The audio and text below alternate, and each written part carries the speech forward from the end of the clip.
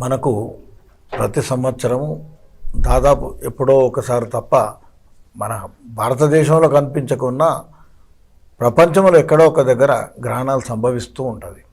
అది ప్రకృతిలో మనం సూర్యచంద్రుల గమనము, భూభ్రమణము వీటి వల్ల ఏర్పడేటువంటి ఒకటి మీరు అద్భుతమైనటువంటి సన్నివేశం.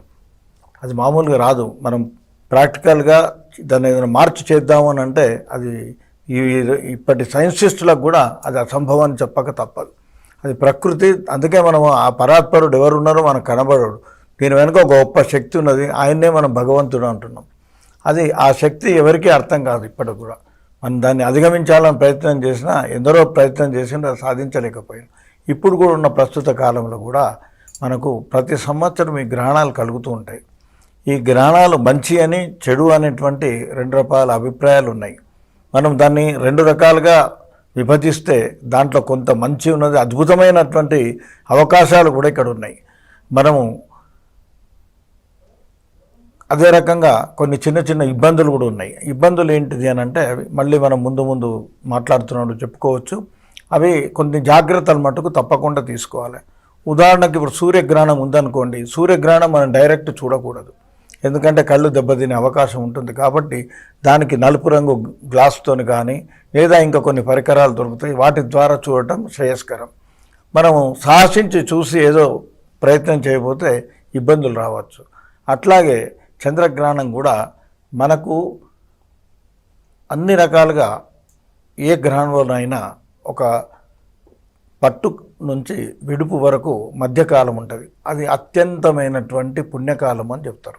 ఆ పుణ్యకాలంలో మనము మామూలుగా రోజు చేసే జపం కానివ్వండి, స్తోత్రపారాయణం కానివ్వండి, ఇంకే రకమైనటువంటి భగవత్ సంబంధించినటువంటి ఏ కార్యక్రమం చేసినా దానికి దాదాపు 1000 ఏమిటంటే ఫలితాన్ని మనం పొందగలుగుతాం. అంటే రోజు ఒక 1000 జపం చేస్తున్నాము అని అంటే ఈ గ్రహణ సమయంలో చేస్తే 10,000 జపం చేసినటువంటి అద్భుతమైన పుణ్యఫలాన్ని మనం పొందగలుగుతాం. అదే రకంగా ఏదన్నా ఇబ్బందులు కొన్ని రాసుల వారికి చిన్న చిన్న ఇబ్బందులు కూడా గ్రహణం వరకే ఉండేటువంటి అవకాశాలు ఉంటాయని మన శాస్త్రాలలో చెప్తూ ఉంటారు. దాన్ని మా పంచాంగకర్తలు వాటిని కూడా ప్రజలకు తెలియజేస్తుంది. అవి కూడా మనము చిన్న చిన్న దానాలతోని దాన్ని మనం అధిగమించగలుగుతాం. అంటే ప్రతిదానికి అక్కడ అవకాశాలు చూపించారు.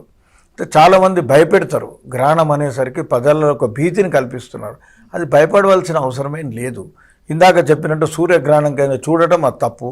అట్లాగే చంద్రగ్రహణం సమయంలో కూడా ముఖ్యంగా అందరికీ ఏ గ్రహణం వచ్చినా ఆరోగ్యపరంగా మనం చేసేటువంటి భోజనం చేసినటువంటి తినే పదార్థాలు తొందరగా జీర్ణించే అవకాశాలు ఉండవు. అందుకొరకే మన వాళ్ళు ఏమిటిదంటే గ్రహణం ప్రారంభంలో అంటే ముందు దాదాపు సూర్యగ్రహణం కానీ చంద్రగ్రహణం కానీ ఒక 10 గంటలు, కనీసం 10 నుంచి 12 గంటల వరకు భోజనాలు చేయకుండా ఏం తినకుండా ఉండాలని చెప్పి చెప్తుంటారు. ఎందుకంటే దానివల్ల ప్రకృతిలో వచ్చే మార్పుల వలన కొంతమందికి, అందరికి కాకుండా ఒక్కొక్కరి ఆరోగ్య పరిస్థితిని బట్టి కొంతమందికి దానివల్ల కొంచెం ప్రమాదాలు, ఒక విపరీతమైనటువంటి కొత్త అనారోగ్య సమస్యలు వచ్చే అవకాశాలు ఉంటాయి. కాబట్టి జీర్ణశక్తి తగ్గి ఉంటుంది. కాబట్టి వద్దని చెప్పి చెప్తూ ఉంటారు. అదొక మూఢనమ్మకం కాదు, జాగ్రత్తగా కొన్ని చెప్తారు. ఇప్పుడు వర్షాకాలం, వర్షం ఉందనుకోండి, మనం గొడుగు తీసుకొని బయటకు పోతాం. వాతావరణ శాఖ చెప్పింది భారీ నుంచి పెద్ద వర్షాలు ఉన్నాయని, కానీ ఆ వర్షం పడదు బయటకు పోయిన తర్వాత. అంత మాత్రాన ఇది రాంగ్ అనటానికి కాదు, అది ఇంకొక దగ్గర పడవచ్చు. ఏదో ఇంకా కొన్ని కారణాల వల్ల అక్కడ వచ్చినటువంటి మార్పుల వల్ల ఆ రోజు అది జరిగి పడి ఉండకపోవచ్చు. అట్లాగే ఇది కూడా గ్రహణ సమయంలో ఇవి జరిగే అవకాశాలు ఉంటాయి. అట్లాగే మనకు ప్రెగ్నెంట్లో ఉన్నటువంటి వాళ్ళకు కూడా కొన్ని జాగ్రత్తలు తీసుకోవాల్సి ఉంటుంది. అది ఆ కిరణాలు ఒకవేళ ఆ గర్భం మీద పడితే ఇబ్బందుల పాలయ్యే అవకాశాలు ఉంటాయి. కాబట్టి ఇవి జాగ్రత్తలు తీసుకోమని చెప్పడం జరుగుతుంది. దీన్ని గ్రహణ కాలమున అత్యంత పుణ్యక